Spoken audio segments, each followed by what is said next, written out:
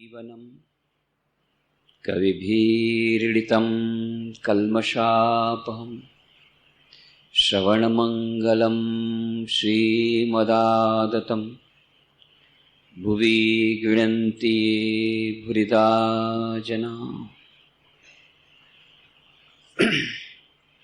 श्री रामकृष्ण वचनामृत पर हम लोगों ने अब तक जो 92 चर्चाएं की, उसमें हम लोगों ने देखा कि किन परिस्थितियों में भगवान श्री रामकृष्ण देव के पास मास्टर महाशय महेंद्रनाथ गुप्त म का आगमन होता है।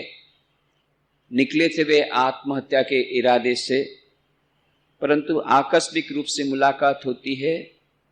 उनका आत्महत्या का इरादा बदल जाता है, मन में बड़ी शांति मिलती है और उन्हें नया जीवन मिलता है और फिर श्री रामकृष्ण के पास आना जाना प्रारंभ करते हैं और श्री रामकृष्ण देव के साथ भक्तों के जो वार्तालाप होते थे वे अपनी डायरी में लिख लेते हैं और बाद में यही डायरी स्वामी विवेकानंद जी के अनुरोध पर श्री रामकृष्ण कथामृत बंगला भाषा में पुस्तक के रूप में प्रकट होती है और फिर उस पुस्तक का अनुवाद हिंदी में होता है। सूर्यकांत त्रिपाठी निराला जी रामकृष्ण वचनामृत रूप में उसका अनुवाद करते हैं। मराठी, तमिल, तेलुगु, मलयालम, कन्नड़, उड़िया विविध भाषा में उसका अनुवाद होते हैं। अंग्रेजी में the gospel of Shri Ramakrishna के नाम से वह सुप्रसिद्ध होती है किताब। और फिर Japanese, French, Russian, Greek, Spanish विभिन्न भाषाओं में उसके अनुवाद होते हैं और किस प्रकार से इसकी लाखों प्रतियां सारे विश्व में बिक चुकी हैं, किस प्रकार से आज लाखों लोगों के मन में इस पुस्तक को पढ़ करके शांति का मानो सिंचन होता है। ये सब बातें हम लोगों ने कही। श्री रामकृष्ण वचनामृत के महात्म के बारे में जो प्रारंभ में जो श्लोक कहा गया, श्रीमद् भागवत में से लिया गया श्लोक जो कथामृत के प्रारंभ में मंगलाचरण के रूप में दिया गया, जिसकी आवृत्ति हम प्रत्येक चर्चा के प्रारंभ में करते हैं, वह जो अर्थ गोपिकाओं ने भगवान श्री कृष्ण की वाणी के बारे में कहा था, वह श्लोक रामकृष्ण देव की वाणी के लिए, श्री रामकृष्ण के कथामृत के लिए कितनी सुयोग्य है, इसकी विस्तृत भी हमने की थी। श्री रामकृष्ण वचनामृत भाग के 38 परिच्छेदों की चर्चा हमने समाप्त कर ली थी। 39वां परिच्छेद हम लोग अभी पढ़ रहे हैं और रविवार 10 जून 1883 ईस्वी में श्री रामकृष्ण देव दक्षिणेश्वर के अपने कमरे में बैठे हैं और राखाल, मास्टर, लाटू, किशोरी, रामलाल, हाजरा अनेक व्यक्ति उपस्थित थे। और फिर उस दिन 10 जून को जो चर्चाएं हुई, श्री रामकृष्ण ने अपने बचपन के बारे में बताया, किस प्रकार से सभी घर में वे जाते थे और सभी घर में उनका कितना सत्कार होता था, किस प्रकार से वे बहुत अच्छा पेंटिंग कर सकते थे, चित्र खींच सकते थे, परंतु गणित से उनका सिर चकराता था। ये सब बातें जो उन्होंने अपने बारे में कही और फिर भक्तों के साथ सब बातें होने के बाद मणि मल्लिक आदि भक्तों का समागम हुआ। मणिरामपुर के भक्त आए, उनके साथ बात चल रही है, जहां पर भक्तगण पूछ रहे हैं, दया करके हमें जरा बता दीजिए कि किस उपाय से ईश्वर को प्राप्त किया जा सकता है। और इसी प्रश्न के उत्तर में श्री रामकृष्ण देव ने कहा था, थोड़ा साधारण भजन करना होता है। दूध में मक्खन है, केवल कहने से नहीं होता, दूध से दही बनाकर मथन करके मक्खन उठाना पड़ता है। बीच बीच में जरा निर्जन में रहना चाहिए। और फिर बाद में उन्होंने विश्वास की बात कही थी, मुख्य बात है विश्वास। फिर मणिरामपुर के भक्त ने पूछा था, महाराज गुरु क्या आवश्यक है? तो उसमें श्री रामकृष्ण ने कहा था कि हाँ आवश्यक है अनेकों के लिए, परंतु गुरु वाक्य में विश्वास करना चाहिए। और इसके बाद में श्री रामकृष्ण देव ने बहुत ही महत्वपूर्ण बात कही उनका नाम सदा ही लेना चाहिए। कली में नाम का महात्म्य है, प्राण अन्नगत हैं, इसीलिए योग नहीं होता। उनका नाम लेकर ताली बजाने से पाप रूपी पक्षी भाग जाते हैं। इसकी हमने विस्तृत चर्चा की कि कलयुग में ये हमारे लिए कलयुग के बहुत सारे दुर्गुण हैं। यह कलयुग अत्यंत खराब युग है जिसमें जितने दूषण है वो अपनी चरम सीमा पर है।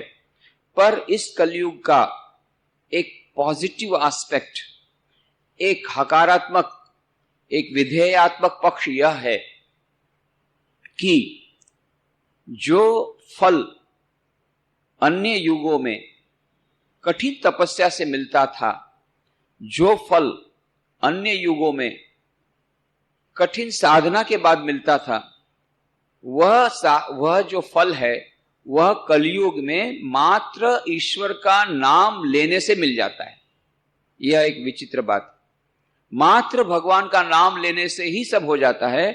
कोई बहुत बड़े योग की प्रक्रिया या तपस्या करने की आवश्यकता कलयुग में नहीं है। एक सरल मार्ग है ईश्वर के नाम का योग। यह श्री रामकृष्ण बताते हैं और इसलिए कहते हैं नाम का महात्म्य बताते हुए कि जिस प्रकार से ताली बजाने से, किसी पेड़ के नीचे बैठ करके, किसी पेड़ के नीचे खड़े होकर के ताली बजाने से उस पेड़ पर के पक्षी भाग जाते हैं, उसी प्रकार से ताली बजाकर ईश्वर का नाम लेने से पाप रूपी पक्षी भाग जाते हैं। यह मानो एक बहुत अच्छा, हमारे कर्मों में से हमें यदि मुक्ति चाहिए, पुराने कर्मों में से, दुष्कर्मों में से मुक्ति चाहिए, पाप में से मुक्ति चाहिए, तो केवल ईश्वर का नाम लेने से जैसे पक्षी भाग जाते हैं, पाप रूपी पक्षी भाग जाएंगे। केवल ईश्वर का नाम लेना चाहिए। कली में नाम का महात्म्य है, प्राण अन्नगत है, इसलिए योग नहीं होता। कहने का मतलब क्या है? प्राण अन्नगत हैं। अन्नगत प्राण का मतलब होता है कि हमारी जो फिजिकल वांट्स हैं, मन, हमारा मुंह जो है, हमारी जो अन्न की जो आवश्यकता है, यह इस कलयुग में अधिक है और जो तपस्या की भावना कलयुग में कम है। अन्नगत प्राण का मतलब होता है हमारा मन सदैव फिजिकल प्लेन में रहता है, भौतिक धरातल पर रहता है। उसे अच्छा अच्छा खाने को चाहिए, अच्छा अच्छा पहनने को चाहिए, और चाहिए और चाहिए और चाहिए। ऐसी अवस्था में उपवास करना या कठिन तपस्या करना यह सबके लिए संभव नहीं है, बहुत कम लोगों के लिए संभव है। उपाय बताया कि कलयुग में बहुत सुंदर उपाय है। ईश्वर का नाम लेने से वो सब काम हो जाता है जो पूर्व युगों में, द्वापर में, त्रेता में या सतयुग में जो यज्ञ के द्वारा होते थे, बड़े बड़े यज्ञ करते थे उस फल को प्राप्ति के लिए, या कठोर तपस्या करते थे ऋषि मुनि लोग, एक पैर खड़े होकर के तपस्या करते। अभी भी कहीं कहीं जाएंगे तो आप देखेंगे कहीं कहीं पर वो लोग एक पैर पे खड़े होकर के साधना करते हैं। तो कोई निराहार रह करके करते हैं, कोई केवल पानी लेकर पी करके रहते हैं, कोई केवल पवन का आहार करते हैं। इसीलिए उनका नाम पवहारी बाबा हुआ, बिहार में एक जो संत थे।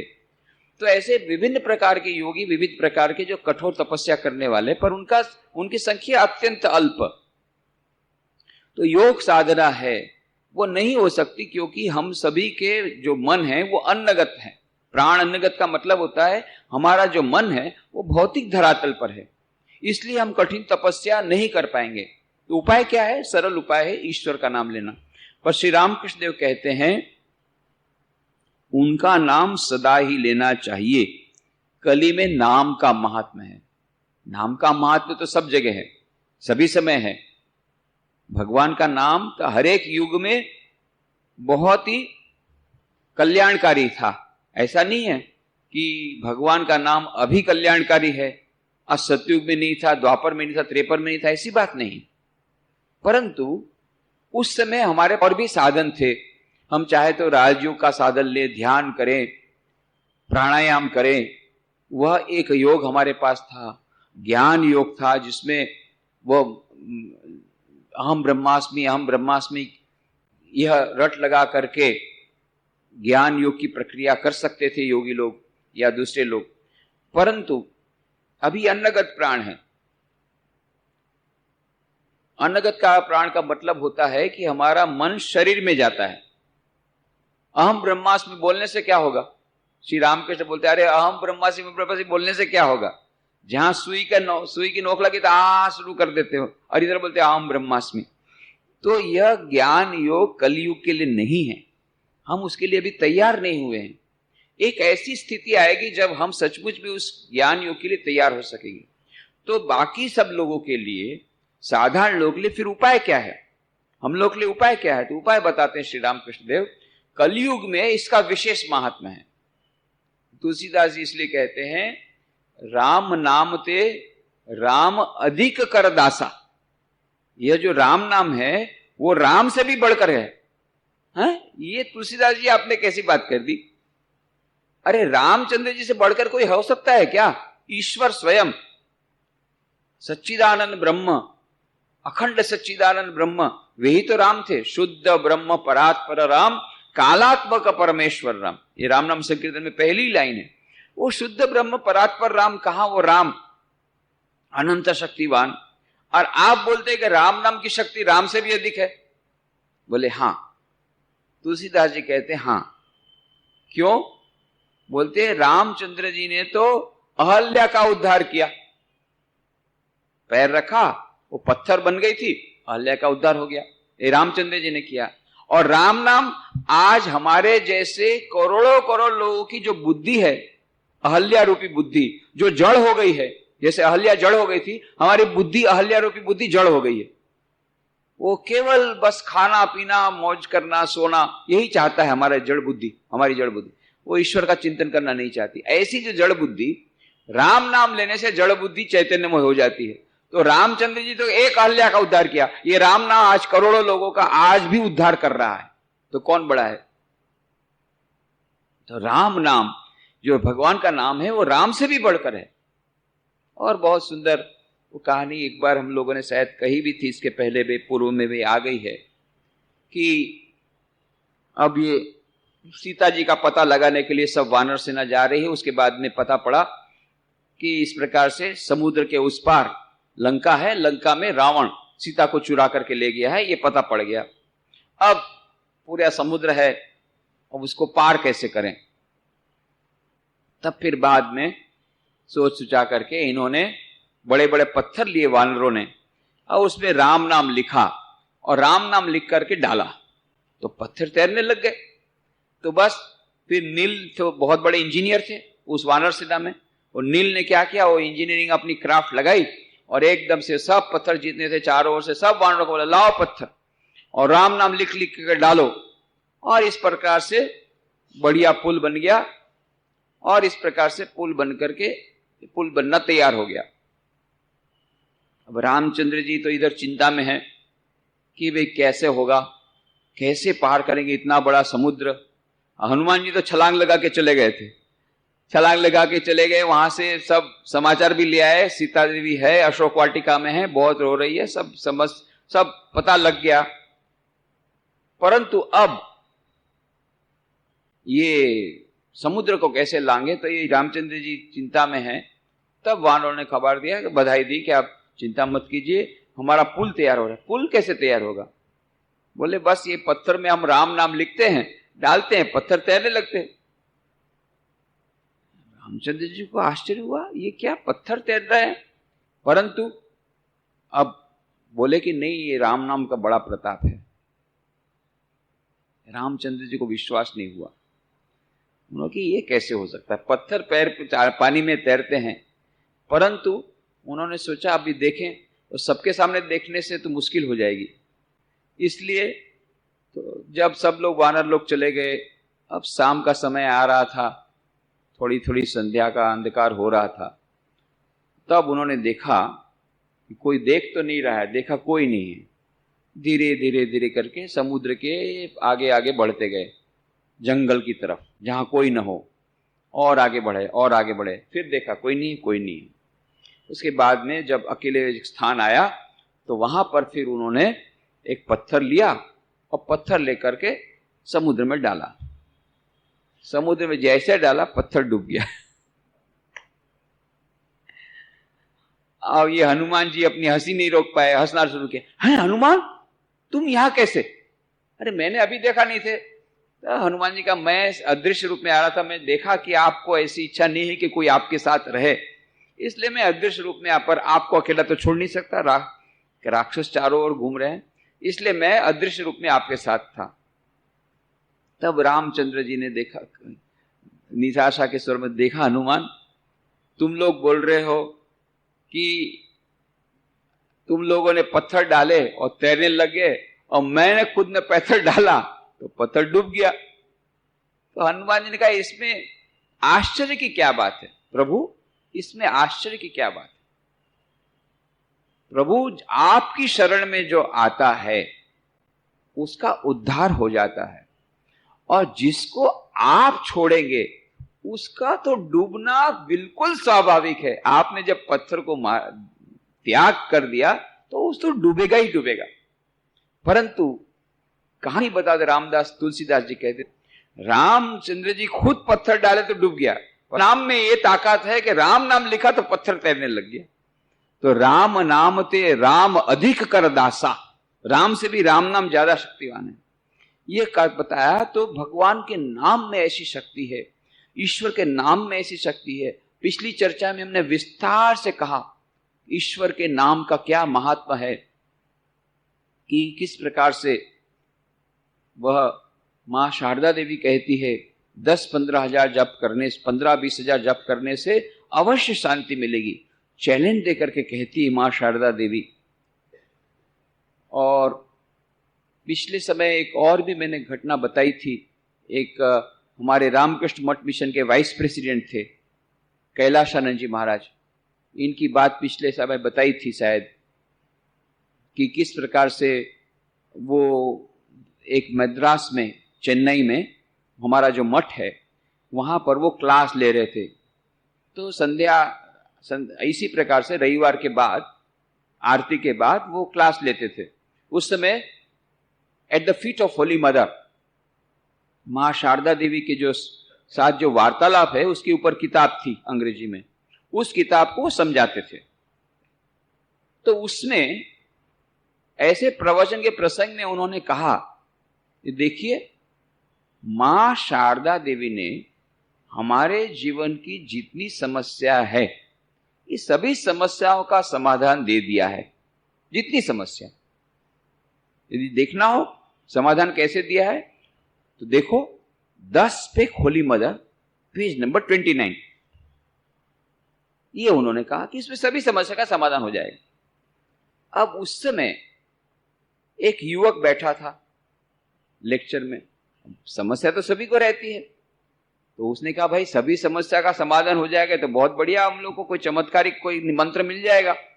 तो तुरंत जैसे लेक्चर समाप्त हुआ तो जाकर के अपने घर में जाकर के, अपने कमरे में जाकर के, वो किताब तो थी उसके पास, 10 पे होली बदर, पूरी सीरीज निकली हुई है हमारे मद्रास मठ से, 10 पे होली बदर शारदा देवी, 10 पे विवेकानंद, 10 पे श्री रामकृष्ण, 10 पे प्रोफेट मोहम्मद, 10 पे क्राइस्ट, पूरी सीरीज है।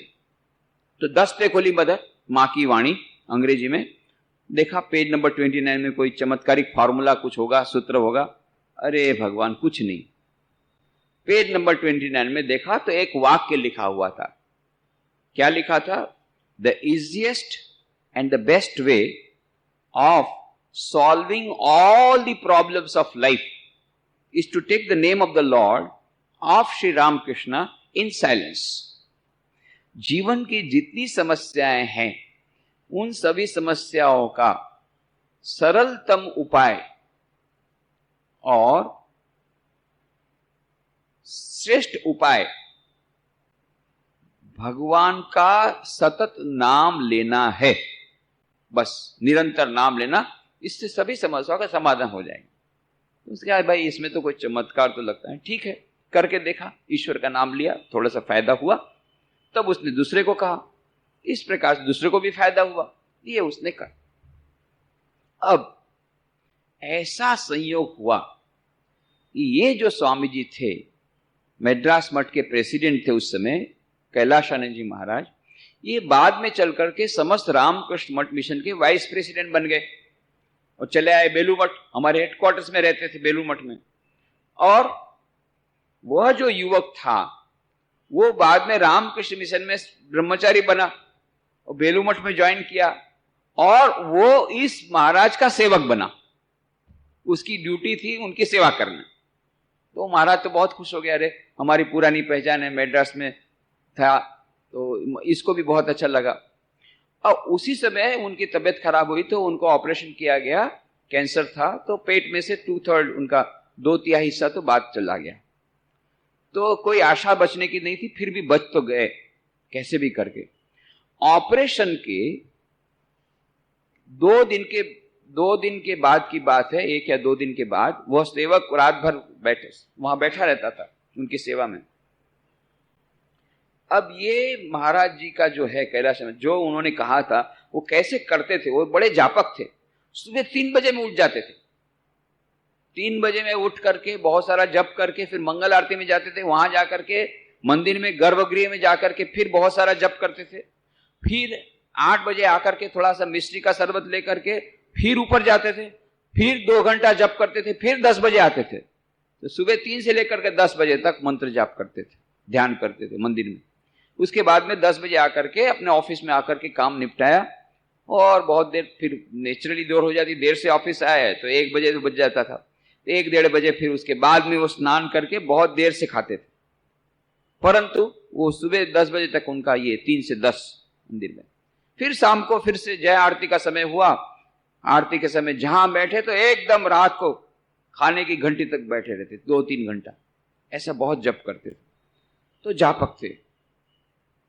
अब इनका तो अभी तो पूरा उनका पेट में ऑपरेशन, इतना मेजर ऑपरेशन हुआ और सब जगह इस प्रकार से यहाँ नाक में फंसाया, यहाँ फंसाया। अभी तो एनेस्थीसिया की भी असर थोड़ी थोड़ी है, एनेस्थीसिया की असर होती है, थोड़ी घंटों तक चलती, बहुत बड़ा एनेस्थीसिया देना पड़ा, इतना मेजर ऑपरेशन था, उसकी भी असर है।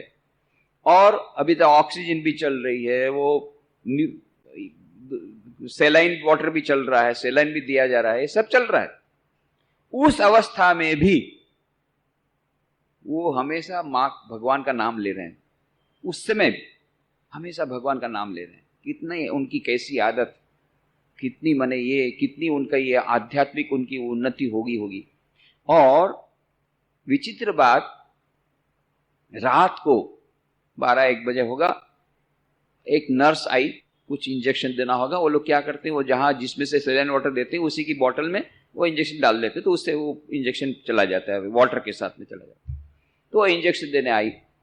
अच्छा, हम लोग देखते हैं वहां कई जगह डॉक्टरों की यहाँ फोटो रहता है जिसमें नर्स इस प्रकार से कहती है, ऐसा नर्स का फोटो रहता है, ऐसा माने चुप रहो, बोलो मत, साइलेंस, ऐसा करते हैं। अब ये नर्स आई तो ये महाराज जी सोए हुए हैं, half conscious semi conscious state में हैं। उस अवस्था में अभी ये सब लगा हुआ है, वो नर्स को ऐसा, नर्स बेचारी घबरा गई। मैं दूसरों को बोलती हूं तुम शांत रहो, ये मुझे बोल रहे हैं don't talk. Guru Maharaj standing there, sitting there, Guru Maharaj. बेचारी नर्स तो घबरा गई, ये कैसा पेशेंट है, मेरे को ऊपर से बोल रहा है कि तुम चुप रहो, और बोल रहा है देखो देखो तो चुप रहो। सामने उनको रामकृष्ण देव नजर आ रहे हैं, जो बाथरूम के दरवाजे में उनको गर्भ मंदिर दिख रहा है, बोलते देखो देखो देखो रामकृष्ण देव वहां बैठे हैं, चुप रहो। उस समय भी उनके सबकॉन्शियस माइंड में ये ईश्वर की चिंता और ईश्वर का नाम चल रहा है। और उसी समय वो जो ब्रह्मचारी बन गया था, जो युवक, उसने उसे बताया कि महाराज कि आपने एक बार चेन्नई मठ में मां शारदा जी के बारे में प्रवचन करते समय ये वाक्य ये बताया था कि पेज नंबर 29 10 पे खोली मदर में सभी समस्या का समाधान हो जाएगा।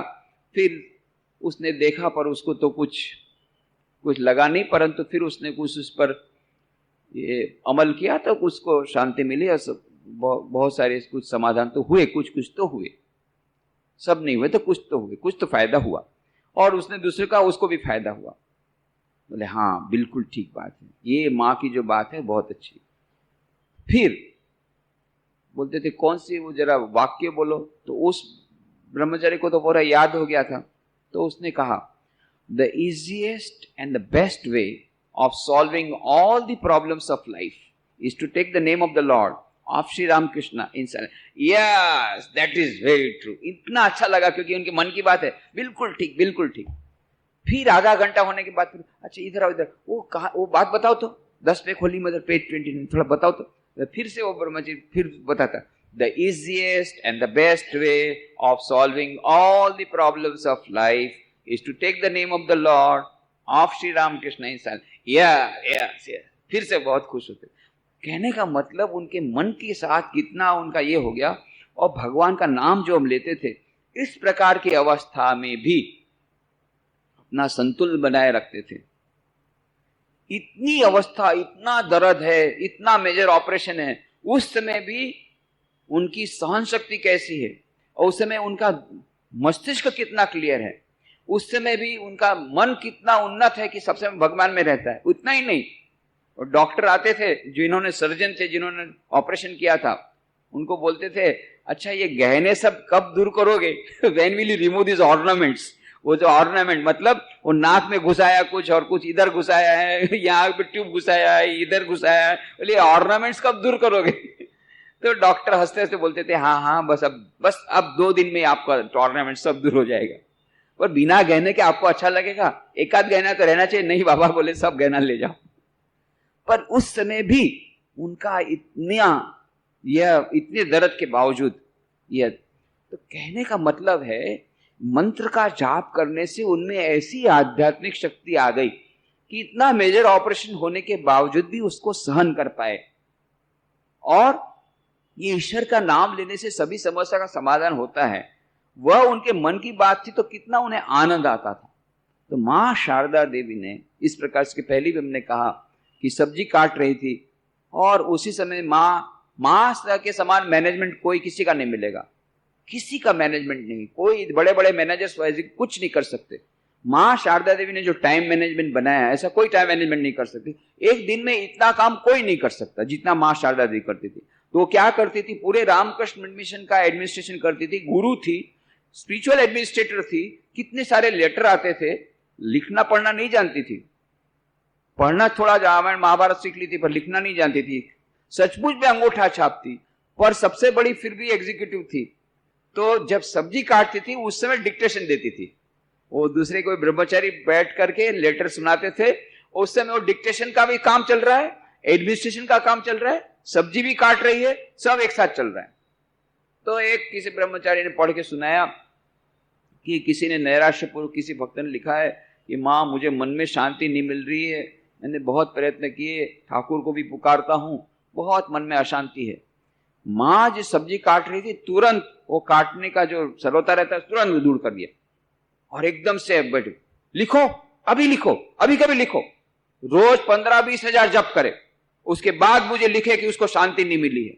चैलेंज देकर के कहती हूं, इतनी उत्तेजित हो गई, रोज उसको बोलो 15-20 हजार जप करेगा, उसके बाद में मुझे लिखेगा कि मुझे शांति नहीं मिल रही। मंत्र के भगवान का नाम क्या ऐसा है, भगवान के नाम में अमोघ शक्ति है, अनंत शक्ति है। भगवान का नाम लेने से अवश्य फायदा होगा, उसको बोलो ईश्वर का नाम ले। तो श्री रामकृष्ण जो कहते हैं कि ईश्वर का नाम इस कलयुग के लिए, राम नाम ये रामबाण दवा है, सभी प्रकार के रोगों की एकमात्र दवा रामबाण दवा है, राम नाम, ईश्वर का नाम। इसीलिए पिछले वक्त हमने कहा था, मीराबाई कहती है, पायो जी मैंने राम रतन धन पायो, वस्तु अमोलक दी मेरे सतगुरु कृपा कर अपनायो। ये राम नाम ये मानो अनमोल रत्न है। उसकी कहानियां भी हमने 2-3 सुनाई, बैगुन वाली कहानी सुनाई और हमने वो पारसमणि वाली भी कहानी सुनाई। तो ये जो राम नाम है ये सबसे बड़ा रत्न है।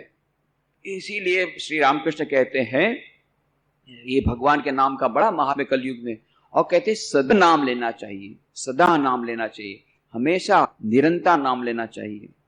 और इसीलिए हमने कहा था, जिस प्रकार से the way of A Pilgrim किताब में लिखा था, उसने पढ़ा था, उस पिलग्रिम ने, उस जो यात्री था उसने पढ़ा था, you should pray without ceasing, बिना रुके निरंतर भगवान को प्रार्थना करो। ये कैसे हो सकता है? तब उसको सिखाया किसी फादर ने, सब मंत्र दिया, O lord Jesus have mercy on me, हे प्रभु मुझ पर दया करो। और ये मंत्र का जाप करते करते करते करते ऐसी स्थिति होगी कि प्रत्येक निश्वास के साथ उनका हो गया, उसके बाद में तो प्रत्येक हृदय की धड़कन के साथ उनका मंत्र का जाप होने लग गया। इसकी भी बातें हमने कही थी। और फिर मां शारदा देवी किस प्रकार से कहती थी, मैं 1 लाख जप करती थी, और हम लोगों को विश्वास नहीं होता है। तो इसीलिए स्वामी गंभीरानंद जी महाराज के पास जब एक ब्रह्मचारी गया, उसने कहा कि ये कैसी बात है, माँ कहती है 1 लाख जप करती थी, ये कैसे हो सकता है? हृदय की धड़कन भी 1 लाख नहीं होती, हृदय की धड़कन से भी क्या आगे बढ़ सकते हैं मंत्र जाप करने में? तो उन्होंने कहा देखो, पहले बात उन्होंने उड़ा दिया, अरे वो सब बंगला में कहावत है, আমি লক্ষ জপ করতে পারি, আমি লক্ষ खून करते पारी, আমি লক্ষ लक्ष टाका रोजगार करते पारी। इसका मतलब बहुत ज्यादा रुपया मैं कमा सकता हूं। लाखों रुपया कमा सकता, मतलब होता है बहुत ज्यादा रुपया कमा सकता। 1 लाख से ऐसा नहीं कि लाखों ही रुपया कमाना। मैं थी कि वो 1 घंटा बैठ करके भी 1 लाख जप कर सकती थी, उतनी उनकी मन की एकाग्रता थी। जितनी मन की एकाग्रता बढ़ेगी, उतना हम मंत्र का जाप करने की जो गति है वो अधिक होगी। तो यह जो मां शारदा देवी की बात, ये सब हमने पिछले बार बताया था।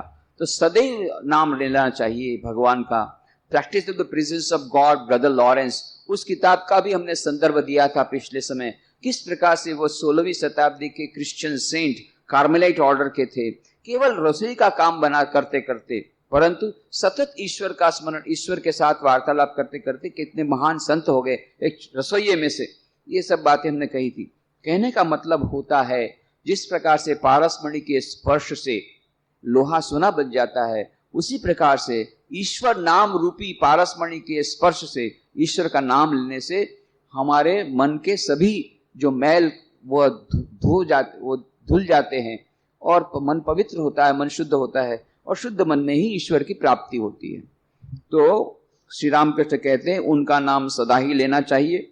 कली में नाम का महात्मा है, प्राण अन्नगत हैं, इसीलिए योग नहीं होता।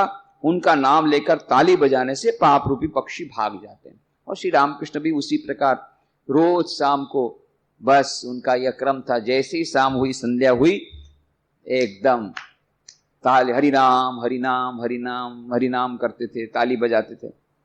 अब वो उस समय जब अद्वैत वेदांत की साधना करते थे, तो तोतापुरी ने देखा ये भय कैसा नाटक है, रोज शाम को इस प्रकार हरिनाम हरिनाम बोल रहा है और माँ का नाम ले रहा है, जय माँ जय माँ जय माँ, ताली बजा रहा है। और तोतापुरी ने हंसते हुए कहा, अरे क्यों जी, रोटी क्यों ठोकते हो? श्री राम ने कहा, मैं रोटी थोड़ी ठोक रहा हूं, मैं तो भगवान का नाम ले रहा हूं। ओ जैसे वो हरियाणा के थे, वो उत्तराखंड के थे। उत्तराखंड में रोटी ऐसा बेल करके नहीं बनाते, वो बड़ा आटा लेकर के ऐसा बनाते हैं। तो ये ऐसा ऐसा ताली बजाते थे। तो कह रहे क्यों रोटी ठोक रहा है? अरे बोले मैं थोड़ी रोटी ठोक रहा हूं, मैं तो माँ का नाम ले रहा हूं। तो तोतापुरी उसको चिढ़ाते थे। बाद में ऐसा चक्कर चलाया कि वो पत्थर की मूर्ति जिसको समझते थे, वो पत्थर की मूर्ति ने अघटन घटन पटी ऐसी माया, गंगा में डूबने लायक जल नहीं मिला तोतापुरी जी को। और फिर दूसरे दिन सुबह वो भी, तब रामकृष्ण हंसते कि क्यों तोतापुरी जी, गुरु जी आज तो आप भी रोटी ठोक रहे हैं। नहीं बेटा, मैं रोटी नहीं ठोक रहा हूं, मैं स्वीकार करता हूं मेरी गलती। नहीं नहीं, तो ईश्वर का नाम तू ले रहा है, माँ का। ये माँ तो जगदम्बा है, और आज तक उनके आश्रम में जगदम्बा की पूजा होती है। नहीं तो किसी भी अखाड़े में जगदम्बा की पूजा दुर्गा पूजा में नहीं होती, और उनके अखाड़े में आज तक दुर्गा पूजा होती है। ये एक अपवाद, क्यों? जगदम्बा का उनको परिचय मिला। नहीं तो दुनिया तो 3 काल में मिथ्या है, ऐसा कहते थे। पर ऐसा जगदम्बा ने चक्कर चलाया, तो श्री रामकृष्ण भी के साथ वो भी रोटी ठोकने लग गए और ताली बजा करके भगवान का नाम लेने लग गए। श्री रामकृष्ण देव ने जो कहा वो करके दिखाया। फिर श्री रामकृष्ण कहते हैं, सत्संग सदा ही आवश्यक है।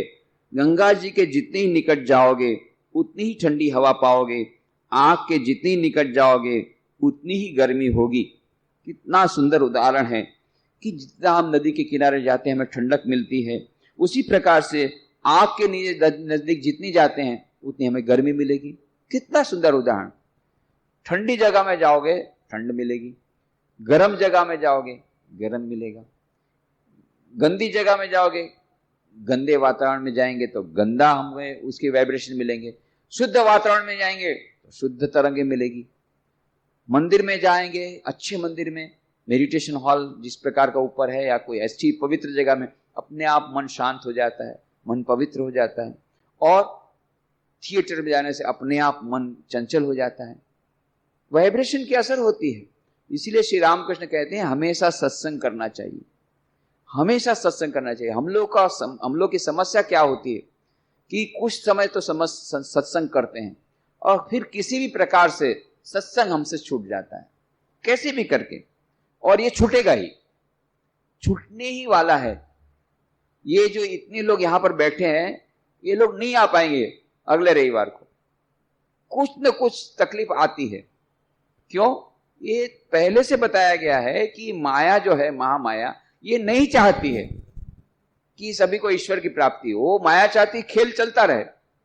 अब यदि सभी सत्संग में आना शुरू हो जाएगा तो माया का खेल नहीं चलेगा, तो वो रोड़ा लटकाएगी, उसी समय सर्दी हो जाएगी, उसी समय तकलीफ होगी, सिर दर्द होगा, उसी समय गेस्ट आ जाएंगे। बोले हम निकलने ही वाले थे कि मेहमान आ गए, तो क्या करें, फंस गए।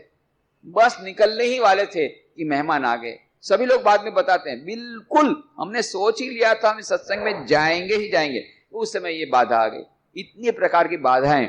तुलसीदास जी कहते हैं ईश्वर का दर्शन तब तक नहीं हो सकता जब तक हमें ईश्वर के चरणों में भक्ति नहीं होगी, तब तक ईश्वर का दर्शन नहीं हो सकता। भगवान के प्रति प्रेम चाहिए, परंतु ये प्रेम कैसे आएगा? तो कहते हैं बिनु परतीति होई नहीं प्रीति।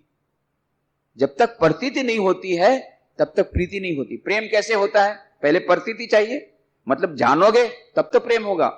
ये आजकल के लड़के लड़कियां प्रेम करते हैं, ये कैसे करते हैं? एक दूसरे को फोटो देखते हैं, या तो एक दूसरे मिलते हैं, अभी पुराना हो गया, अभी इंटरनेट के द्वारा चिट चैट करते हैं। इंटरनेट चीटिंग और चैटिंग एक साथ चलता है, तो इंटरनेट चैटिंग और फिर इंटरनेट चीटिंग। उसके बाद में पता पड़ता है लड़के का तो विवाह हो गया था, बेचारी लड़की सज धज के आई और पता पड़ा वो तो बेवकूफ बना रहा था इंटरनेट में, और इंटरनेट चीटिंग चैटिंग चल रहा है। पर ये लोग जो प्रेम करते हैं वो इंटरनेट एक दूसरे देख कर। अरे जब तक एक दूसरे को जानेंगे नहीं तो प्रेम कैसे होगा? ये लव अफेयर जो होता है, पहले देखते हैं एक दूसरे को, फिर एक दूसरे को जानते हैं, एक दूसरे से बातचीत करते हैं, फिर उसके बाद में प्रणय होता है, फिर प्रेम होता है। तो तुलसीदास जी बोलते हैं अभी ईश्वर के इसको जाना ही नहीं तो ईश्वर से प्रेम कैसे करोगे? उनके बारे में जानते ही नहीं वो कौन है। बिनु प्रतीति होई नहीं प्रीति।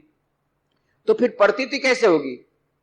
ज्ञान कैसे आएगा? बोले ज्ञान वैराग्य के बिना ज्ञान नहीं होता है। तो बोले वैराग्य कैसे आता है बताओ?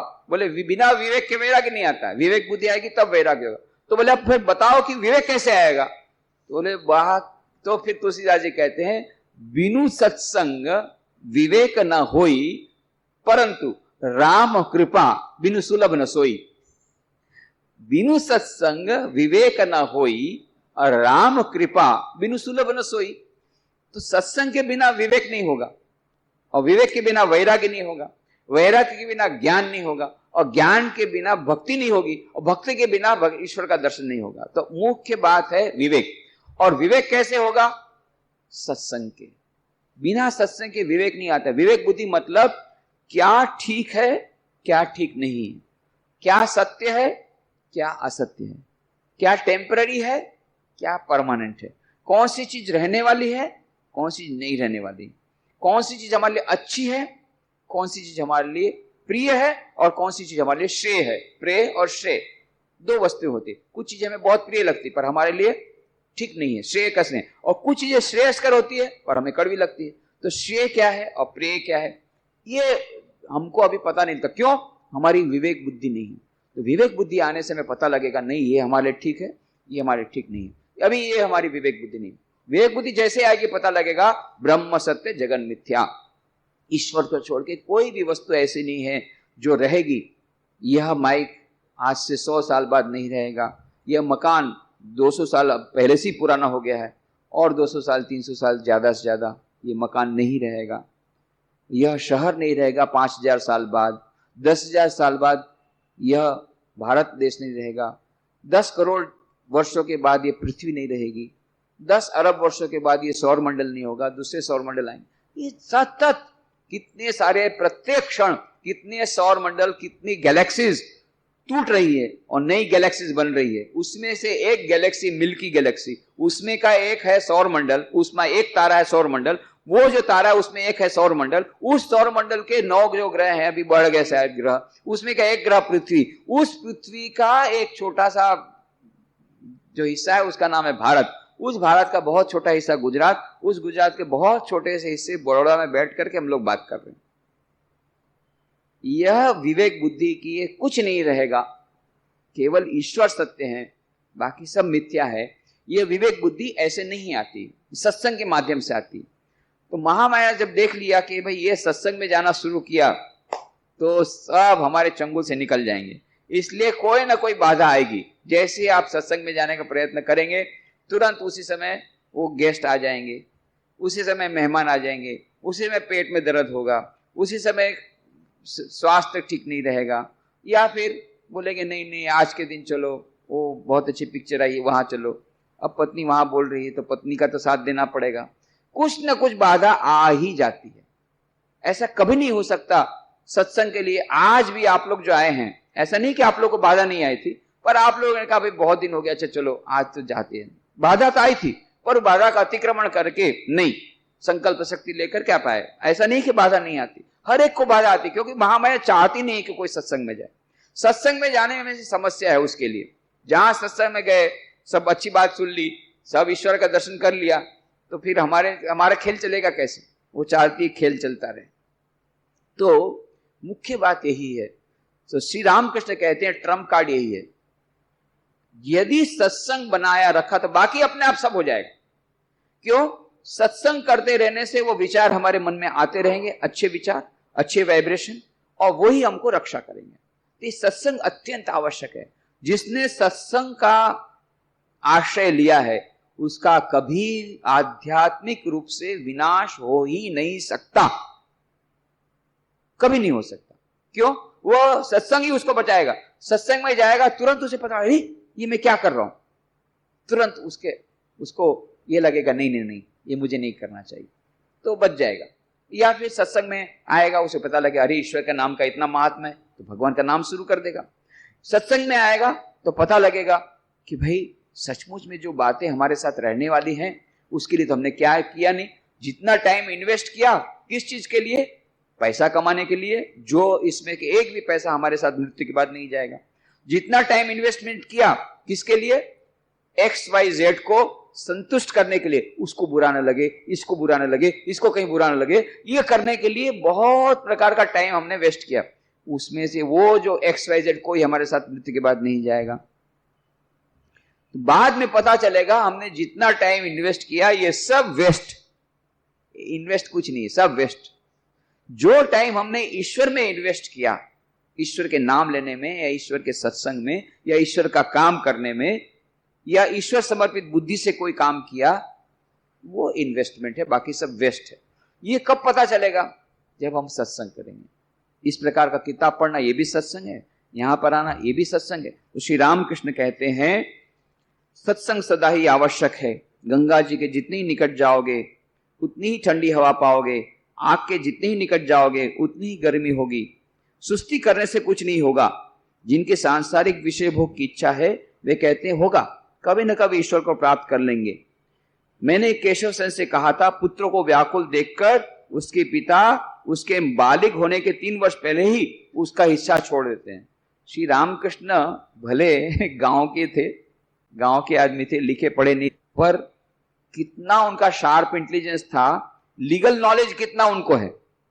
नहीं तो संसार से तो उनका लेना नहीं, सब समय समाधि अवस्था में रहते हैं, फिर भी उनको कानून का कितना यह ज्ञान है कि बोलते हैं कि नाबालिग होने के कारण किसी को यह नहीं मिलता है। वो जो बाप है वो मिल्कत में बंटवारा नहीं करता है, परंतु पुत्र को व्याकुल देखकर उसके पिता उसके बालिग होने के 3 वर्ष पहले उसके हिस्सा छोड़ देते। बालिग होना मतलब बड़ा होना। बड़ा होने के बालिग 14 साल 15 साल की उम्र को नाबालिग बोलते हैं, अपने 14 साल तक। तो जब तक नाबालिग है बच्चे को कोई उसको हिस्सा नहीं दे सकते। पर जब लड़का बहुत रोता है, नहीं मुझे मेरा हिस्सा दे दो, तो पिता जिस प्रकार से, समय अभी नहीं हुआ है, अभी नाबालिग है, बालिग होगा 3 साल बाद, उसके बाद उसको धन संपत्ति मिलने वाली है, पर जब बहुत रोता देख करके जा उसके नाम ने, वो नाबालिग होते हुए भी उसको दे देता है। उसी प्रकार से ईश्वर भी जब देखते हैं कि भक्त बहुत रो रहा है, अभी उसका समय नहीं हुआ ईश्वर प्राप्ति का, पर अब बहुत रो रहा है, तो नाबालिग है फिर भी उसको दे दो, कितना सुंदर उदाहरण श्री रामकृष्ण देते हैं। समय के पहले ही वे कृपा कर देते हैं यदि कोई इस प्रकार से प्रार्थना करे। और श्री रामकृष्ण कितनी अद्भुत बात बताते हैं। माँ भोजन बना रही है, गोदी का बच्चा सो रहा है, माँ मुंह में चूसनी दे गई है। जब चूसनी छोड़कर चित्कार करके बच्चा रोता है, तब माँ हंडी उतारकर बच्चे को गोदी में लेकर स्तनपान कराती है। ये सब बातें मैंने केशव सेन से कही थी। ये बात श्री रामकृष्ण ने कई बात कही है। जब तक बच्चा खेल रहा है हमारे समान, तब तक माँ भी निश्चिंत है, वो अपना रसोई बनाती रहती है। हमारी जगदम्बा भी आराम से है, बोले तुम भी आराम से रहो, मैं भी आराम से रहूं। पर जब बच्चा फिर से रोने लगता है, तो फिर माँ आकर के उसको एक मिठाई दे देती है, लोलीपॉप दे देती है। फिर बच्चा खाने में मशगूल, फिर रोना बंद कर देता। फिर बाद में जब और रोता है, तब माँ आकर के उसको मिठाई देती है, फेंक देता है। और फिर उसको खिलौना देती, खिलौना भी फेंक देता है। तब माँ को सब रसोई का काम छोड़ करके उसको अपनी गोद में लेना ही पड़ता है। उसी प्रकार से यदि कोई व्याकुल होकर के रोए, प्रार्थना करे, तो माँ जगदम्बा को, पर उस प्रकार से हम लोग तो क्या करते हैं, हम लोग को थोड़ा सा खिलौना मिला तो हम लोग को मजा हो जाता है। थोड़ा सा भगवान की प्रार्थना किए, भगवान ने खिलौना दे दिया, बस लेटेस्ट मॉडल की कार आई, कुछ दिन तो उसी को घुमाने में समय ही मिला। अरे चलो चलो पहले घूम लो। फिर उसके बाद फिर शुरू किया भगवान की प्रार्थना, एक बहुत बड़ा बढ़िया मकान दे दिया, वो भी एक खिलौना ही है। और मकान को सजाने धजाने उसके लिए वो लाओ, पर्दा लाओ, ये लाओ, सजाना, फर्नीचर लाओ, उसमें फिर 1-2 साल उसमें निकाल दिया। फिर से पुकारा शुरू किया, फिर जगदम्बा फिर कुछ लड्डू दे देती है, ये लो मिठाई खाओ, फिर हम मिठाई खाने में व्यस्त हो गए। तो ये माँ जानती है, पर उसके बावजूद भी, इतना खिलौना ये मिलने के बावजूद जब छोटा बच्चा फेंक देता है, तो माँ को आना पड़ता है। उसी प्रकार से श्री रामकृष्ण कहते हैं कलयुग में एक दिन एक रात भर रोने से ईश्वर का दर्शन होता है। मन में अभिमान करो और कहो तुमने मुझे पैदा किया है, दर्शन देना ही होगा। और भी बहुत अच्छी अच्छी बातें श्री रामकृष्ण इसमें बताते हैं, पर आज समय हो चुका है, इसलिए आज यहीं पर हम समाप्त करें। हरिओम तत्सत्। ओम शांति शांति शांति। हरि ओम तत्सत्। श्री राम कृष्णार्पणमस्तु। अगली चर्चा